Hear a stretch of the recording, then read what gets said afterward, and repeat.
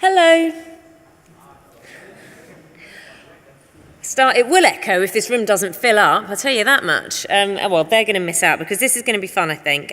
So apparently I've been accused of moaning about not getting enough data. So we're about to be bombarded with data, but fascinating data nevertheless. Let me introduce Dr. Steve Otto, who's the Head of Research and Development at the RNA St Andrews. I think you're going to find this quite interesting. Welcome, Steve. Thank you.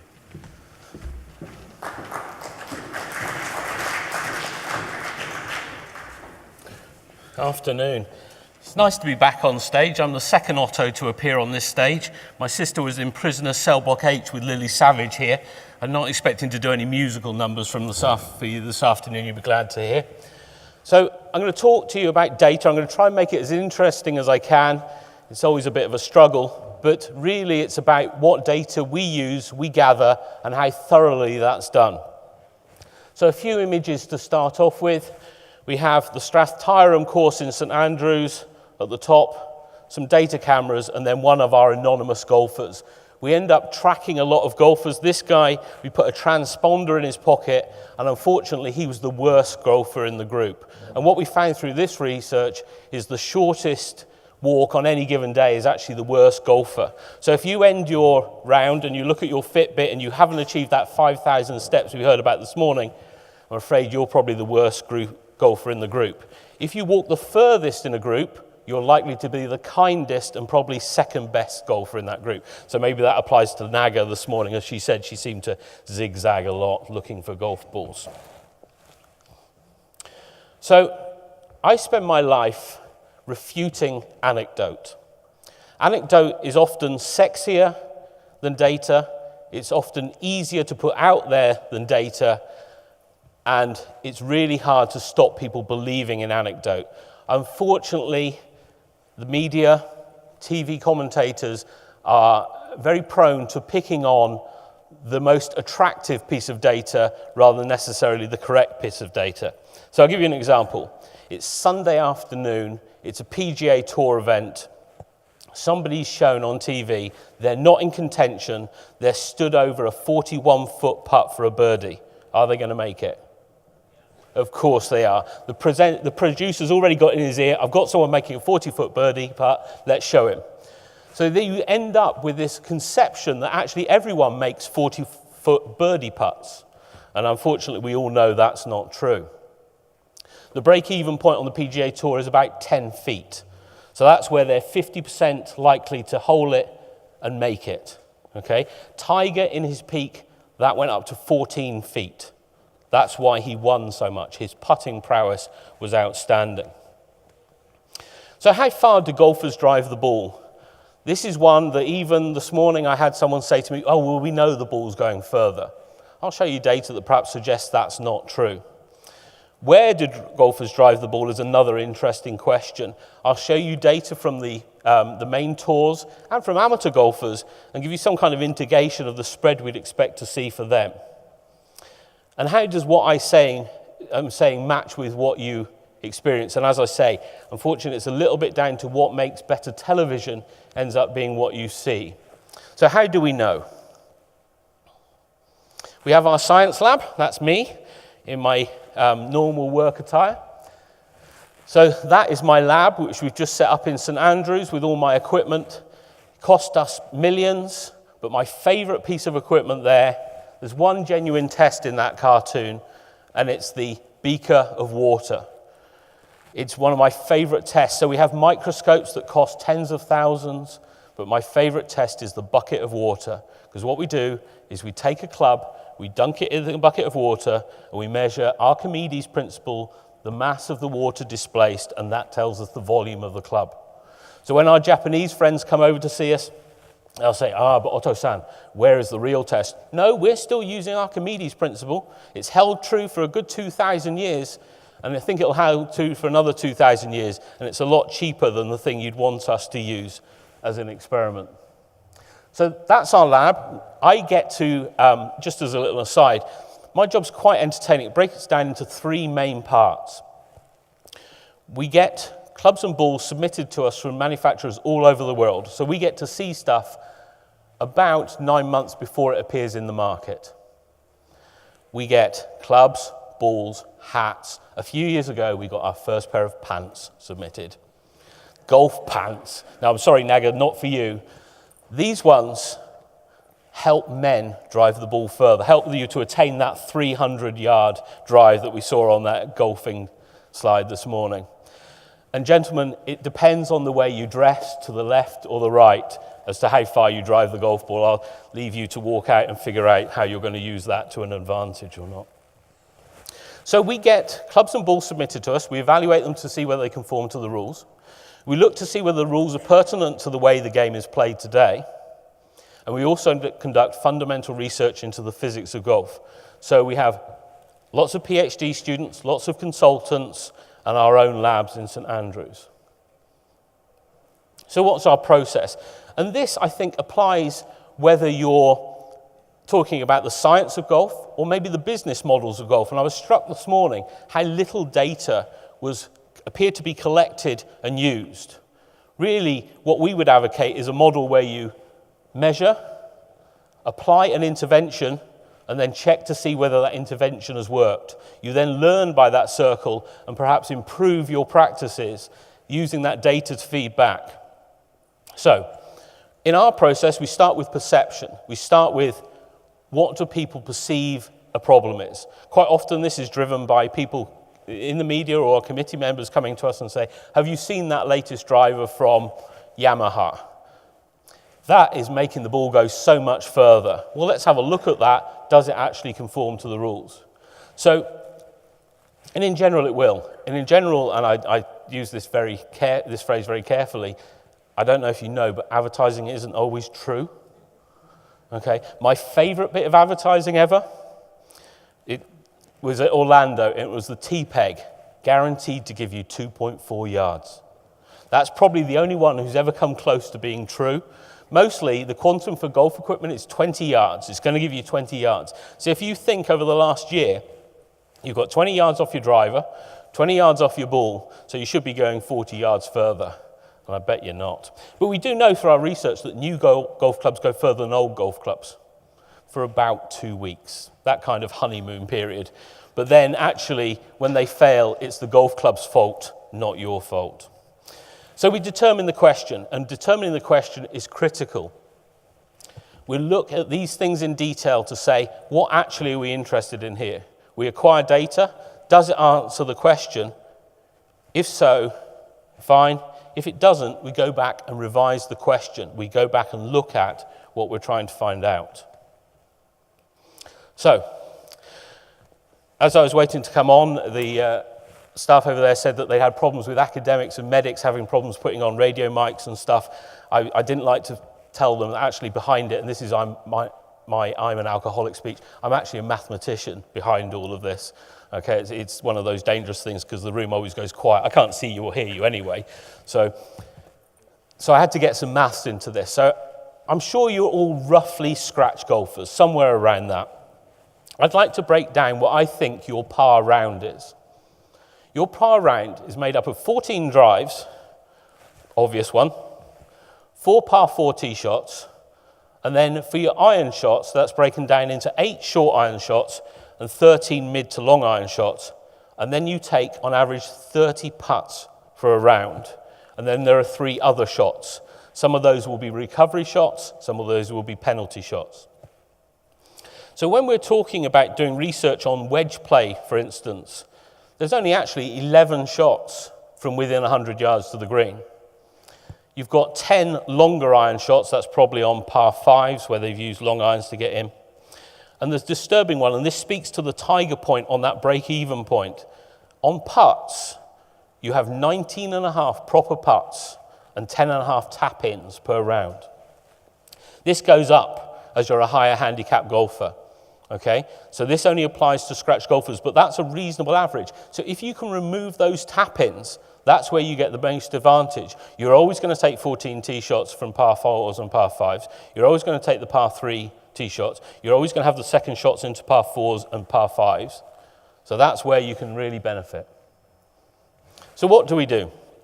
We go out in the field. We spend a lot of time out in cold, wet fields testing golfers. And this one, was a commentator, and it was at the Open Championship, and he said, he's really taken the spin off that one. So you hear this in the commentary, and I thought, well, that's an interesting question. Can you actually take the spin off something? So we took a collection of golfers, +3, +4, +5, really quite good golfers, and we asked them to hit the same length of shot, but with more spin or less spin. And out of the 10 we tested, only one could actually do it. You could always take the spin, you could always add spin, which was hitting across the ball very hard, but taking spin off was really quite difficult to do, and they couldn't do it. They perceived they were doing it, and actually, there was no way they could tell the reaction of the ball on the green. The only way you can do it is by having a camera parallel to the green to see that reaction. So we go out and we apply scientific rigor to see what's actually going on. Try and understand the data and its limitations. Very often, and you'll see some statistical examples coming up in a minute, statistics is abused. People use statistics for years. The quote from Churchill, we've increased the number of tanks by 200%. Yeah, that was going from 1 to 3. Okay? You can always abuse statistics. You have to be very careful and make sure you understand the limitations behind things.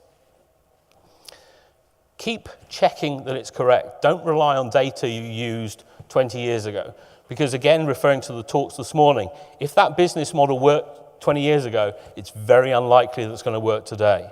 You need to move with the times and keep checking, keep assessing your data. And I know it takes time, but it's actually very easy to gather very simple data. The test I referred to in terms of pace of play and the worst golfer walking the shortest distance, that was 3 days, 4 transponders that cost us $20 each, tracking them around a golf course. Really didn't take very long. We've gone out in the UK, a little bit in Japan, because we're very interested in how people play golf in Japan. I don't know if you've played in Japan. It's a fantastic game, as long as you don't care about being married. Because you basically set off at 7 o'clock in the morning, or maybe this could serve to enhance your relationship. You set off at 7 o'clock in the morning, arrive at the club for 9 o'clock, play 9 holes, come in for lunch, play the next 9 holes, then have dinner, and then return back home around 7 o'clock in the evening. So Japan, from a pace of play perspective, is very interesting to measure. And all we did in Japan was say, please could you log the time that people leave the first tee, arrive back at the 9th green, leave the 10th tee, and depart the 18th green. I want to know whether people in Japan play golf slower than they do in the UK, and they play just faster than in the UK. What made the time was the amount of stops for lunch. Some clubs have whiskey breaks in the afternoon. It's that kind of thing. Oh, there was so it's really looking at what's around it and understanding what's there. Now, statistics. So there are lies, damn lies, and statistics. I think that was Eisenhower. And it's often quoted by those that don't like the conclusions. When you produce statistics, they say, oh yes, we know statistics are lies. We published a report last year on driving distance throughout the game on the main tours. We're just about to publish our second one. And that was really knocked down as very bad and us massaging the figures. But there was a fantastic little swell of sort of social media behind it from normal golfers saying, well, they've produced their data. Why don't you produce your data to refute it? And that's never occurred. So actually, we've gone, and I've got some examples in this, we've gone out and produced all the data we have to see really how far people hit the ball. Statistics can be abused. You have the Darrell Huff book from 1954, How to Lie with Statistics. I particularly like the quote at the bottom, birthdays are good for you, statistics show that people who have the most live the longest. That's that difference between cause and effect. Some people miss that one. Anecdotal evidence, it's one that we're all very prone to, me included. It's very easy to just spout anecdotal evidence. As I said to you at the start, it's very hard to refute. It's very hard to look at anecdotal evidence and say, that simply is not true. And quite often, the people spouting anecdotal evidence have very convenient memories. There is evidence, I don't know if you know, that professional golfers lie. But they lie very constructively. It's very impressive, and they quite openly lie. So Jack Nicklaus is very famous for saying he's never missed a 3-foot putt. That's about him not acknowledging that he would ever miss a 3-foot putt. Did this with Padraig Harrington. We had a training session with him, came in, put markers on his body. He was a fantastic subject for us, did 300 shots. We said, so which do you practice more, driving or putting? He said, well, driving. I don't practice putting. I'm an excellent putter. There's no way I'd even practice putting at all. Simply don't need to. And I started to say, but Padraig, I saw you 11 o'clock at night with Harold Swash on the green at the Open Championship in St Andrews. No, it wasn't me. It's someone else entirely. And it was complete denial of sort of, doesn't need to practice his putting. So what are the metrics? So this is where you fall even more to sleep than you will after your liquid lunches, if you have had the joy of doing that. Some statistics for you. The main tour, the PGA Tour in terms of data, has been recording data since 1968. And what they do is they get volunteers. Now they use lasers. They used to use chalk marks on the fairway to record how far they hit the ball on 2 holes in opposite directions where they expect to use driver. And if you look at that red curve, that's what's happened throughout the last 50 years. So there has been an increase in driving distance. Back in the late 1960s, a very good time around then, driving distance was around 255. Driving average now tends to be just under 290 yards, but it's been on that plateau since 2002. The controls we've put in place on the main tours, and our rules apply right the way through the game, have served to plateau that distance. And I'll show you stuff, and I'm not sure I'll convince you if you're totally a believer the other way, but it hasn't changed since 2003.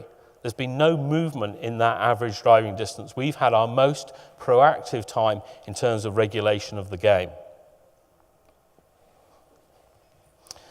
Back in 2002, we made a statement. We said, that's far enough. We said that actually the ball is going far enough today. If it goes any further, we may find the need to do something to the golf ball. But I'd be very careful what you wish for as a community, because in terms of business models, in terms of struggling with golf, I'm not sure equipment is the problem, and I'm not sure it's the answer. If we rein the ball back and make the game harder, I think it may actually turn out being harder for you to attract new members. So in 2002, we made that statement, and since that point, there's not really been any change in driving distance. We look at all the world's tours, all the main ones that record distance. So we have the LET, the LPGA, the JGTO in Japan. The Asian Tour have started recording driving distance more recently. The PGA Tour have invested in ShotLink. So I now know how far every shot actually goes at PGA Tour events. They've been doing that since 2002. It's an immense investment. They do it for television. It really enhanced their broadcast feedback. But actually it gives us very valuable data to really know how far stuff is going. Right, no cameras, I trust. Oh, there's that one at the back, we won't worry about that. That's how far, and that's where all the drives finished in 2015 on the PGA Tour. So, I don't have their names here, but if you send me an email, I'll let you know who it was who drove the ball 105 yards on a PGA Tour event. But there were a couple of people. Okay? Similarly, there were people who drove it 400 yards. It's my favorite week of the year, Kapalua. Kapalua tends to be one of the first PGA Tour events of the year. There's a big high hill in Hawaii, and Hawaii sometimes has wind. If the wind is against, the average at Kapalua is around 260. If the wind is with, the average is more like 380. We end up being criticized if the wind is with, because actually, there you see, golf ball distance is out of control. No, they've made it to the top of the hill and rolled down the other side. But that's the distribution of all the drives. And what strikes me about this is the width of it. So the average width of a PGA Tour fairway is 25 yards. So if you draw a line, even a 40-yard line through there, look at the scatter they get. It's immense because they hit it very hard. Again, referring to Paul Drick criticised me because I said, yeah, these bombers are just hitting it. He said, no, it takes immense skill to hit it that hard and land it anywhere near the fairway. Don't actually think that there's not a skill in doing that. Just to give you a few other facts, so the average clubhead speed on the Ladies European Tour and the LPGA is around 100 miles an hour. Average speed on the PGA Tour and European Tour about 113 miles an hour. You then go up to your faster players, Sergio 118, Rory has a mastery of different speeds of shots, 119. Bubba can be 128. Jason Zuback, 160. If Jason ever learns to putt, we're in real trouble. Jason, I know it should start referring to Johnny Miller rather than, not old Johnny Miller, new Johnny Miller. Should start referring to them in this. But Jason was long drive champion. Jason only has to hit the fairway once in every 4 shots to progress to the next round. He is built like me, but mine's all sort of wobbly. His is actually muscle. It is stunning to see. Those guys have to use conforming clubs. And it's actually, when we put one of those in our robot, it's the longest shot we hit. They tend to use 1 or 2 degree drivers. It's a wonder to behold, to actually seeing these things. They're great. They're real worm warriors. We can drive it maybe 400 yards with our robot with a worm warrior, but you really wouldn't want to do it. It's quite scary. So on the PGA Tour, that's 144,000 shots. Okay, so if I now move to the next one, it's only 29,000 shots, but that's the tees on which we think they're using driver.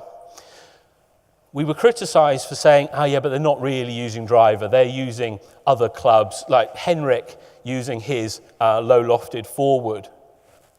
Actually, Henrik very regularly uses that club by choice. It's almost a short-shafted driver.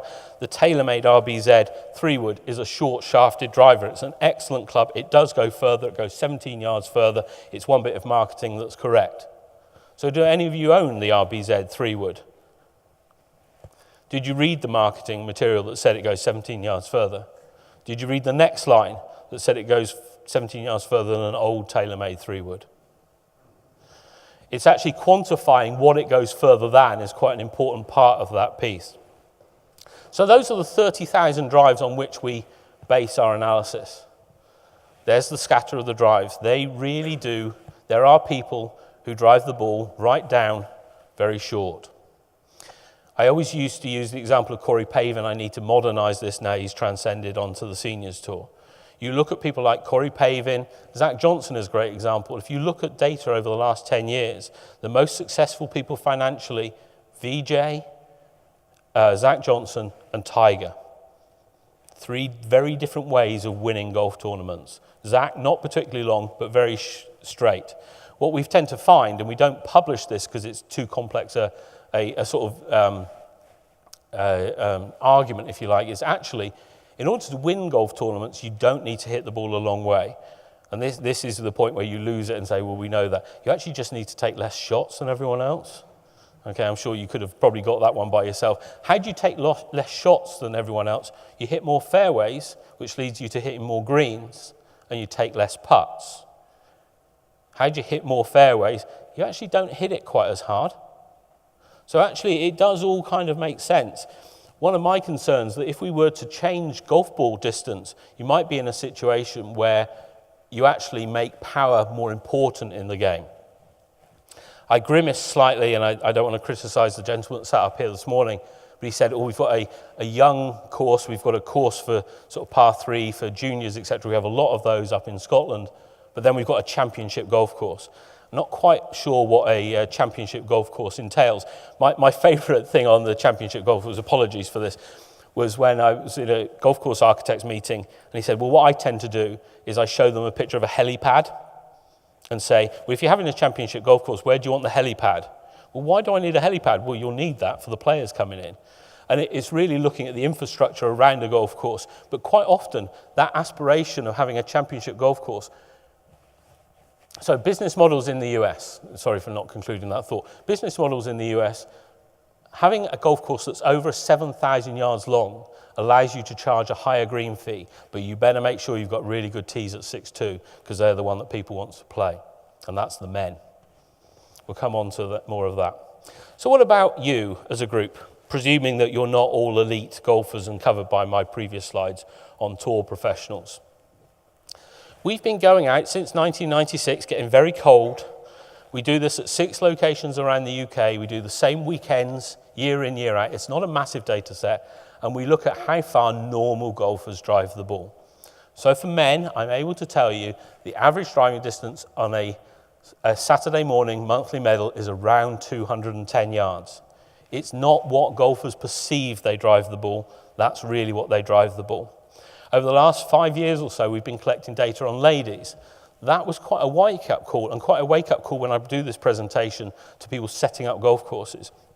The average driving distance for women playing in medals is around 145 yards. So if you've got forced carries off your tee of 100, 120 yards, that is going to stop people wanting to play your golf course.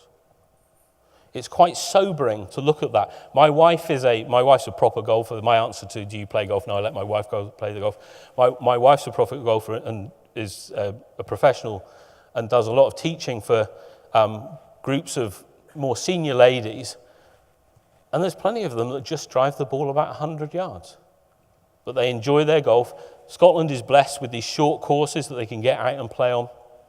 But really, it's trying to make it inclusive, trying to make have golf courses that can be set up for people to play shorter games. Now, a light bulb moment for a guy I know well in the US. He said, I've just realized when you ski, you don't start halfway down the black slope, do you? And that model carries over because it's not about actually just moving the tees up and you've still got to hit it over the lake to get onto that green. It's actually the bunny slope. Looking at golf, and perhaps the challenge to the business is looking at how you can make golf courses easier, not thinking of tricking up. I'm sure many of you are in clubs where this business model no longer applies and you've sort of changed matters. But I remember a friend in the US said, one of the problems with golf is the best golfer decides the catch-up. Committees within golf clubs traditionally tend to be the better golfers and they get to make all the decisions. Interesting. So, how far does the ball go? So I'd like you to put in your category there and just see if that's real for you. So we've got men and women. I've got 5 irons and drivers.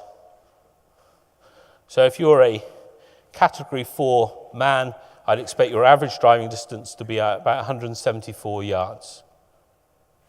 Your average 5 iron, about 141 yards. So I do ask the question why you wait for the green to clear when you're 200 yards out. But nevertheless, you don't want to risk, just in case you do hit that one shot that year that is going to take your 5 iron 200 yards. Incidentally, PGA Tour average 5 iron distance, 182. So that would be waiting longer than a PGA Tour player might. We publish this data. We don't publish it very much in the public sort of social media forum, but we publish it within the scientific literature. It's one way that we can get it peer reviewed, we can get it checked, and we go out. This is a very dry paper. It's one that if you're having trouble sleeping tonight, I highly recommend you download and go through. And it looks at a couple of interesting questions that we get asked a lot of the time. How far do different golfers drive the ball?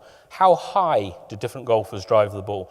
This is sort of speaking to the safety concerns that some golf courses have about how high do they need to make the fence.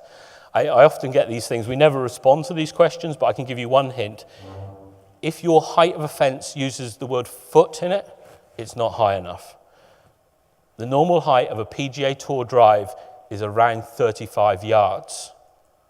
Okay? Even a Category 1 man, again, it's up, what are we on there?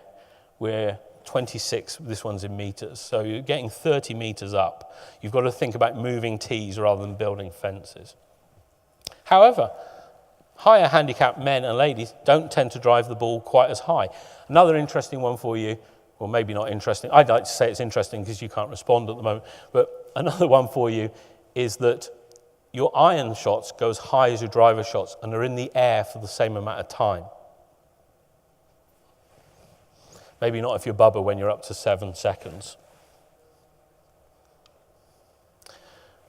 What does change between categories is consistency. And I only put this slide up because it refers to something called the MAD. The MAD is the median average deviation. It's not something you'll ever come to learn. But what we're interested in is how variable golfers are. How often should golfers come for club fittings? How many of you been for a club fitting? How many times did you go? 3 times. Excellent. You should never go once for a club fitting. Whether you fitted 3 separate times or whether that all was part of one fitting. No, I've had 2 separate fittings and I was twice one time and 3 times the other. And did they get the same answer each time? Between the 2 fittings, yes. Ooh, okay. So a rarity, I suspect, because what tends to happen is because golfers' swings changes, they can change from a Monday to a Wednesday to a Friday. So actually your fitting should be that repeat visit rather than just going in and get it fit in once. So where does the ball go? I won't say which course this is, but we actually look at amateur golfers to see where they scatter the ball. This is dispersion on 2 holes. They're relatively close to each other. And the one that's stunning is this one back here, that white one. Really, you've got no hope in contailing these people. Amateur golfers will drive the ball everywhere. Why I show you this is the kind of data we publish. If you want to know about scatter patterns on golf courses, we are more than happy to give that to you. You can do it yourself. You could go out with a stroke saver or a couple of juniors, maybe pay them something. If you have some safety concerns, you could go out and say, actually, let's record a couple of medals and see where people go. That's all we do. We go out, but we do it sort of nationally, and we publish the report every 2 years, which you're more than welcome to email us for. We don't publish it on the website because it's not that interesting, but it does give you an indication of the kind of scatter you would expect to see for men, for women, for different handicap groups. So we've just completed our new test centre in St Andrews. When we were doing the building work for the test centre, I had a company say, would you like us to do time-lapse photography? We can do a time-lapse thing where we give you 1 shot every 24 hours. We'll only charge you £8,000. I've been in Scotland now for 10 years. I've developed the Scottish ethos. I did my own time-lapse. This is 1 shot every 2 years. It was a lot cheaper than that one. But I hope at some point I'll have the chance to welcome you up in St Andrews to show you around the facility that contains the robots, the human bay with the CGI, the testing we have for golf balls, to find out what's behind stuff. I hope I've kept you away. I don't know if I have time for questions, but thank you very much.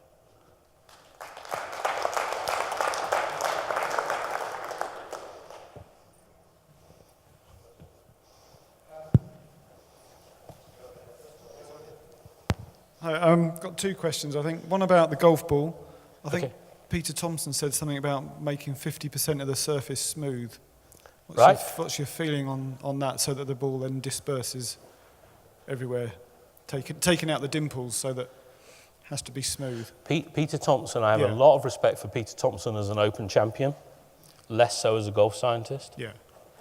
So is that, I mean, and what about different type of balls? Sorry, Peter, if you're listening. If you had a different ball for the tour compared to amateur players, is that? We've gone out and surveyed on that. It's something that makes my life very difficult, is having one set of rules for all golfers. We've surveyed golfers around the world. We did most recently Sweden, Japan, and within the UK. And golfers came back and said, no, they wanted to play to one set of rules. We also regularly talk to the world's tours, and they're quite happy to play to one set of rules. Yeah. It would make things a lot easier, but it only makes things easier on day one. You try and then work out where the divisions lie. We have, and we've been relatively open about this, gone out and tested elite golfers with different balls and stuff like that, and we get interesting feedback from them that suggests it probably isn't something they want at the moment. What we tend to find is older golfers want it. Older golfers want to remember yesteryear and go back to that, whereas young golfers are relatively happy with how things are today. So it's one thing we continue to explore, but there's no plans for it at the moment. The other one's about, I suppose, related to distances, about tees, and should we be looking at non-gender related tees and more ability related tees? Very much so. It's starting to happen. I cut the presentation down, but there's a slide that I removed that shows Flick Johnson and Hugh Grant. And why I put that in, they were playing together in a Pro-Am, and Hugh's tees were actually behind Flick's. Hugh doesn't drive the ball anywhere near as Flick does. So why are tees gender related? And to use my wife, my wife outdrives me by a country mile. So where we play at home, we tend to use the tee that's closest to the green, much in the Scottish tradition. Yeah, I think we should be eliminating genders on tees, but you will find, as we've done, and when I go around and do this, that you get resistance from established committee members. We did an experiment as a course not a long way away from here, where we removed all the tees and just put out a tee for the day. And these four guys in their 80s sitting in the bar at lunchtime go, that was dreadful. I hate playing for the women's tees. I would give up the game if I had to play for the women's tees. Well, what did you shoot today? Well, I shot my handicap first time in 20 years. And you saw that realization that, but there's this inbuilt resistance. So, yes, good luck with that one. Yeah. How is the speed off the ball face was measured by COR years ago. It's changed now, hasn't it? Yes, it has. And is there a limitation on that still? Yes. So the rules on it's 1928. The rule came in that said a golf club could not include springs or contrivances. We then modernised that sort of slightly because we moved very slowly at the R&A. It took us about 80 years to modernise that, but there was a COR limit that came in the States in 1998. With us in 2002, we gave a 5-year grace period, and in that time we designed a test that would replace the COR. But we have a test. The COR test used to have to hacksaw off the club head, put it upside down, fire a ball at it, and see how fast it came back. We tried asking Tiger, he wasn't keen. So we had to design a test we could actually use in the field. So we designed a test, it's very quick, but it replicates the COR. But we're not daft enough to think it always works. It's that question of revisiting your data. We regularly test clubs to check that the pendulum test, as it's called, is still limiting ball speed, and it is. So yeah, that's probably one of our biggest. Drivers come in and they go through 6 tests, and that's the one that's done first. Steve, yes. Launch monitors, there Yes. are obviously various types of technology. Yes. Have you ever test them? Yes. And do you have any views on, without necessarily naming names? For Yes, example, is TrackMan better than GC2, etc.? I do have views, and you're right. I won't name names. Excellent. But what about can you talk about but there are different technologies, aren't there? Yes, one's radar, one's camera. Yeah. Do you have a view? Yes. Are you able to share it? No. Oh, that's a shame. I try to stay away from, I tend to do quite a lot of this, so I tend to try and stay away from anything commercial. If you pay me later, I'll tell you which one. No. It's horses for courses. Those two, and there's many others, have different benefits for different applications.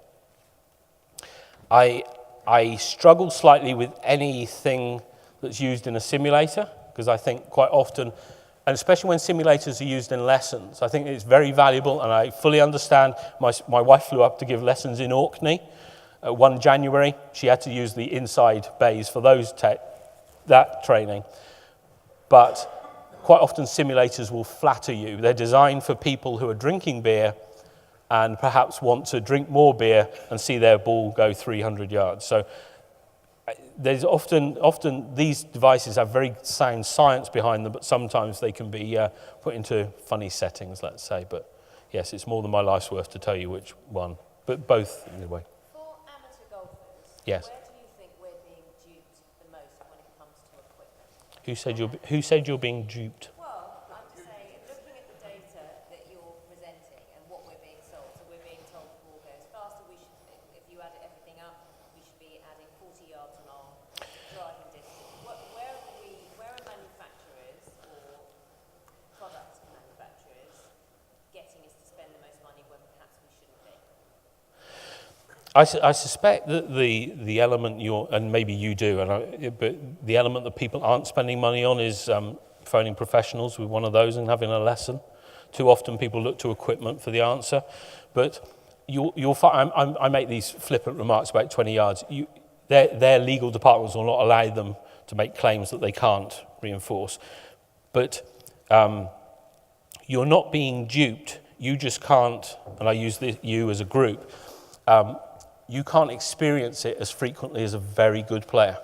So for a centre hit, so going from persimmon to a modern titanium club, the ball goes further, okay? It's about 5 yards, but it goes further.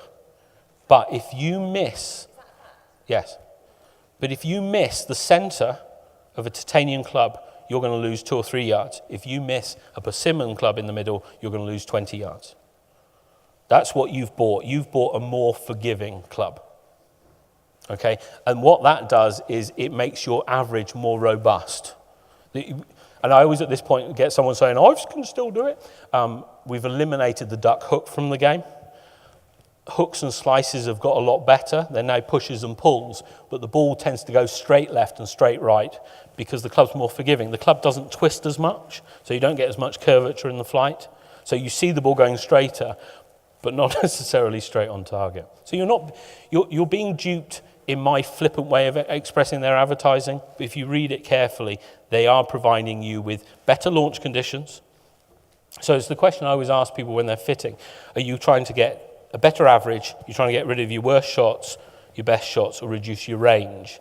And modern technology has probably done all those kinds of things. But there is some duping out there, and I won't tell you what. Steve, could I ask a question about shafts? Sometimes, as I think Naga was hinting, we're recommended we must have a stiff shaft or not. How long does a stiff shaft stay stiff in golfing terms? Depends if it's blue or not, but I'm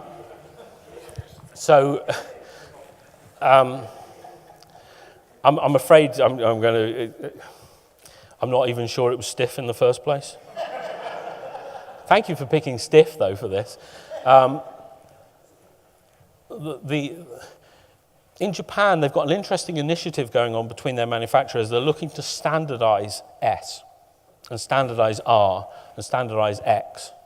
There is no standardization in the industry for what an X shaft is. So I'm being serious. You pick up a shaft and say, it's an X. It's getting better, and the more you spend for a shaft, the more consistent it is. But really, when you go for a fitting, I'd always advocate a model where you walk away with the clubs you've been fitted with, rather than they take your specs and send them to you later. So in terms of a shaft delaminating, it's getting more and more rare, because what they're doing is they're improving the bonding technique between the different layers.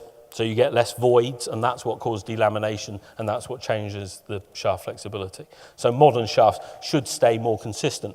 My favorite one that I sometimes get as a question is whether puring works. The idea, I don't know, has anyone had their shafts pured? You know what it is? Whoa, you'll have to go and do this. Whoa, yes. It's where, in the rules, we say that the shaft has to be neutral, has to be on a neutral plane. So it has to be that way or that way. So it can't act to sort of correct your hooks and correct your slices. So there are companies that offer a puring service that takes your shaft and rotates it so it works on that neutral plane. And that's the one that's notionally the best. That's the one that will keep you online. The biggest complaints they get is because that tends to rotate the logos away from being down.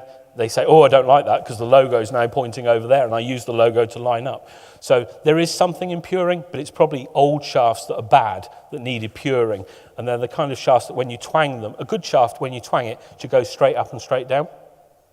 Whereas a bad shaft starts to progress. So you can do that test yourself. The other simple one is get some Epsom salts. I'm sure you all know this one. Put your golf balls in Epsom salts. Okay? Get a Sharpie, let them float to the top. Put a dot on the golf ball, bob them down, and see if the same point bobs back up again. If it does, don't use the golf ball. It's not you missing the putts, it's the ball. It's because it's got an off-centre CG. There, I'll give you